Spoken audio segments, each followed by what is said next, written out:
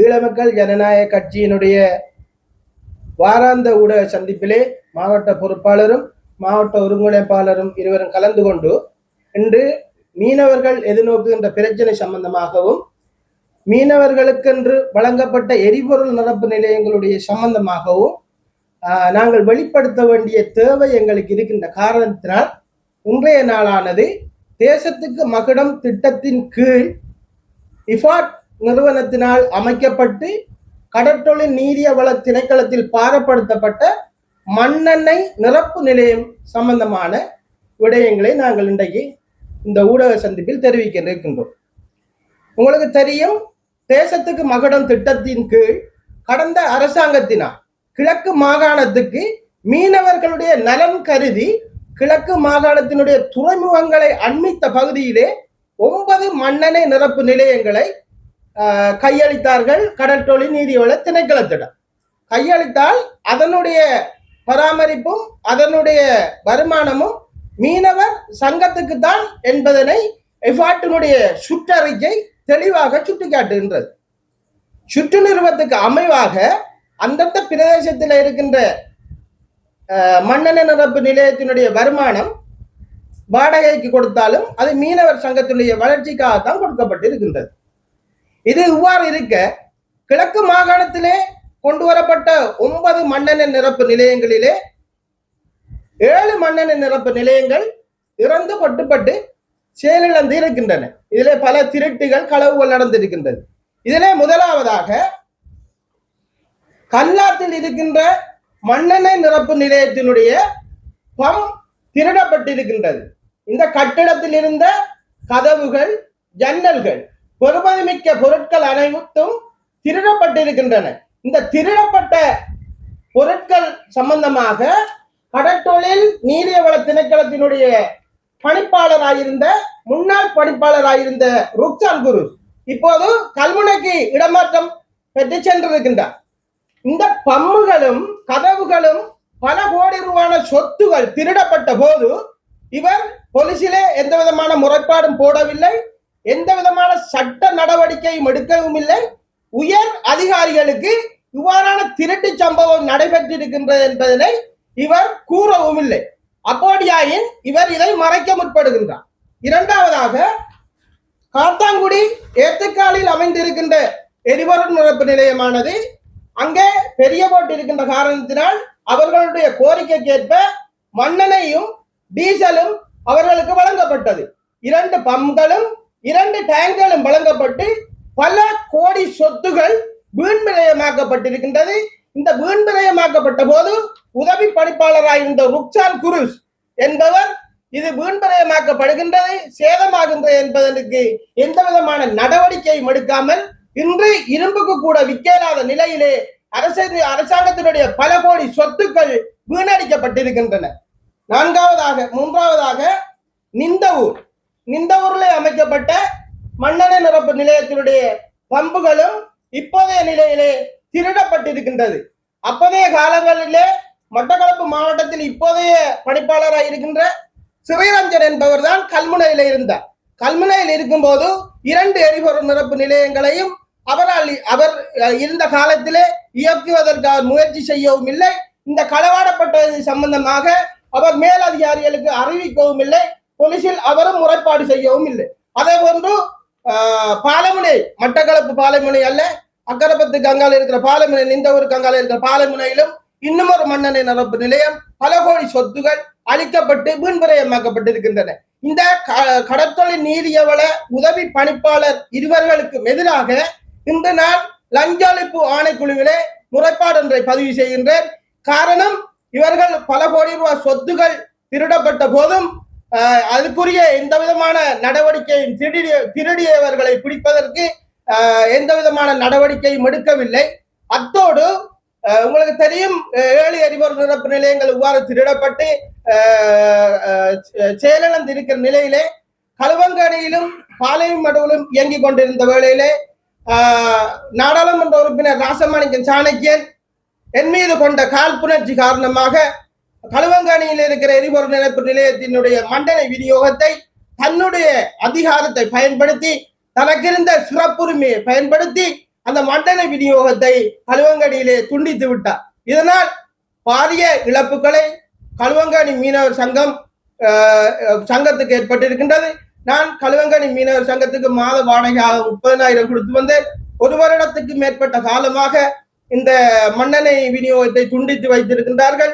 இதனை கருத்தில் கொண்டு நான் கொழும்புக்கு சென்று கௌரவ கடற்றொழில் அமைச்சரை நேரே சந்தித்தேன்.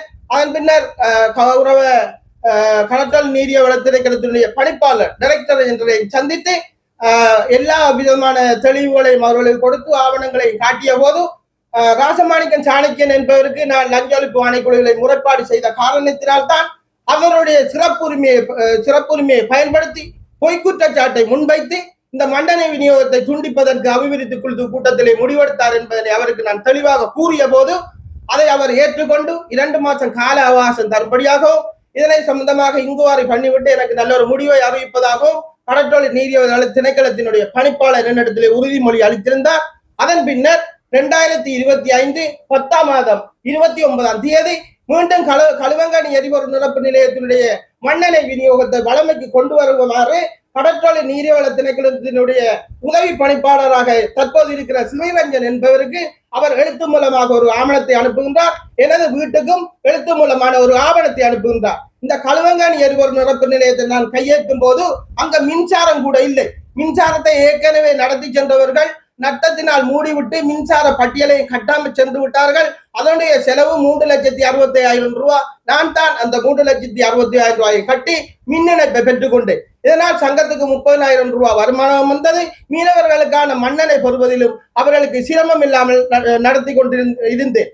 தற்போது ராசமாணிக்கன் சாணக்கியனுக்கு ரணில் விக்ரமசிங்கியால் வழங்கப்பட்ட 400 மில்லியனிலே வீண்பிரயம் அளிக்கப்பட்டிருக்கின்றது என்பதனை நான் அறிந்து லஞ்ச ஒழிப்பு ஆணைக்குழுவிலே முறைப்பாடு செய்ததன் காரணத்தினால் தான் ஒரு நாடாளுமன்ற உறுப்பினர் என்ற அதிகாரத்தையும் அவருக்குள்ள சிறப்பு உரிமைகளையும் பயன்படுத்தித்தான் களுவங்கடி மண்டல நிரப்பு நிலையத்தினுடைய விநியோகத்தை துண்டித்தார்.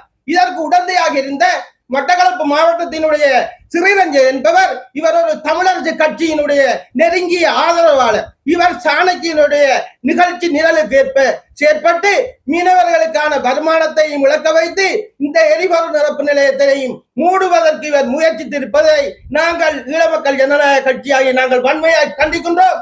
மீனவர்களுடைய நலன் கருதி அமைக்கப்பட்ட 9 எரிபொருள் நிரப்பு நிலையத்திலே மட்டக்களப்பு மாவட்டத்தில் மட்டும்தான் 2 எரிபொருள் நிரப்பு நிலையங்கள் இயங்கிக் கொண்டிருக்கின்ற வேளையிலே நீங்கள் சாணக்கியனுடைய நிகழ்ச்சி நிரலுக்கு ஏற்ப செயற்பட்டு மீனவருடைய வயிற்றில் அடிப்பதற்கு நீங்கள் இங்கு வரவில்லை.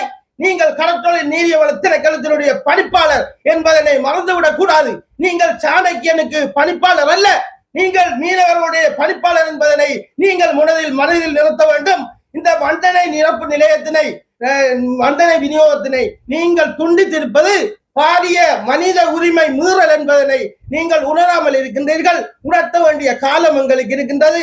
அதனால் இன்று நாங்கள் உங்களுக்கு லஞ்ச ஒழிப்பு ஆணைக்குழுவிலும் தற்போதைய கடற்றொழில் நீரியவள திணைக்களத்தினுடைய உதவி பணிப்பாளராக இருக்கின்ற சாணக்கியனுடைய ஆதரவாளராக இருக்கின்ற ஸ்ரீ ரஞ்சன் என்பவருக்கும் முன்னாள் கடற்றொழில் நீரியவள திணைக்களத்தினுடைய பணிப்பாளராக இருந்து மண்ணெண்ணெய் விநியோகத்தை துண்டித்து சென்ற ருக்சான் குரிஸ் என்பவருக்கும் லஞ்ச ஒழிப்பு ஆணைக்குழுவிலே இன்றைக்கு முறைப்பாடு செய்கின்றேன். நாளைய தினமானது ஸ்ரீரஞ்சன் என்பவருக்கு மனித உரிமை ஆணைக்குழுவிலே முறைப்பாடு செய்கின்ற 27ஆம் தேதி சிஐடியிலும் மெப்சிஐடியிலும் அவருக்கு எதிராக முறைப்பாடு செய்து இந்த மோசடி, இந்த அரச சொத்தை வீண்பிரயமாக்கியது, அரச சொத்தை திருடி சென்ற போது அதற்குரிய நடவடிக்கை எடுக்காமல் இருந்த சம்பந்தமாக இவர்களுக்கு சட்ட நடவடிக்கை எடுக்க வேண்டும் என்றும், அத்தோடு கடந்த கால ஆட்சியிலே அரசியல்வாதிகளுடைய கதைகளை கேட்டு மக்களை பழிவாங்கியவர்களுக்கு இன்று என்ன நடந்து கொண்டிருப்பது என்பதனை இந்த 2 அரச அதிகாரிகளும் கடற்றொழில் நீரியவள திணைக்களத்திலே உதவி பணிப்பாளர் ஆகிய ஸ்ரீரஞ்சனும் கடற்றொழில் நீரியவள திணைக்களத்தினுடைய உதவி பணிப்பாளராக இருக்கின்ற ருக்சான் குருசும் உணர்ந்து கொள்ள வேண்டும். உணர்த்துவதற்காகவே நாங்கள் இந்த நடவடிக்கையை எடுத்துள்ளோம் என்பதனை நான் கூறிக்கொள்கின்றேன். அத்தோடு இந்த தொடர்ச்சியாக பாளையமொழியிலே சிறப்புற இயங்கிக் கொண்டிருக்கின்றது. புத்தக உரிமையாளராகிய நான் மீனவருடைய குடும்பத்தின் மரணம் ஏற்படும் போது எனது சொந்த நிதியிலே 10,000 ரூபாய் அவர்களுக்கு கொடுக்கின்றேன். இந்த 10,000 ரூபாயை கொடுக்க அரசாங்கத்தால் கூட முடியாது. ஆனால் நான் நோய்வாய்ப்பட்டு அவருடைய குடும்பத்தில் யார் இறந்தாலும் மீனவர்கள் இறந்தாலும் நான் 10,000 ரூபாயை கொடுத்து இந்த பாலை மடுவிலே மிகவும் சிறப்பாக இயங்கிக் கொண்டிருக்கின்ற மண்ணெண்ணெய் நிலையத்தினையும் அடுத்த கட்டமாக சாணக்கியன் மூடுவதற்கு முயற்சி செய்கின்றார். இதற்கு உடந்தையாக மட்டக்களப்பு மாவட்டத்தினுடைய தற்போதைய உதவி பணிப்பாளர் ஸ்ரீரஞ்சன் இருந்து கொண்டிருக்கின்றார். இதை நாங்கள் வன்மையாய் கண்டித்து இதற்கு சட்ட நடவடிக்கை எடுப்பதற்காக லஞ்ச ஒழிப்பு ஆணைக்குழுவையும் மனித உரிமை ஆணைக்குழுவையும் சிஐடியினரை நாட இருக்கின்றோம்.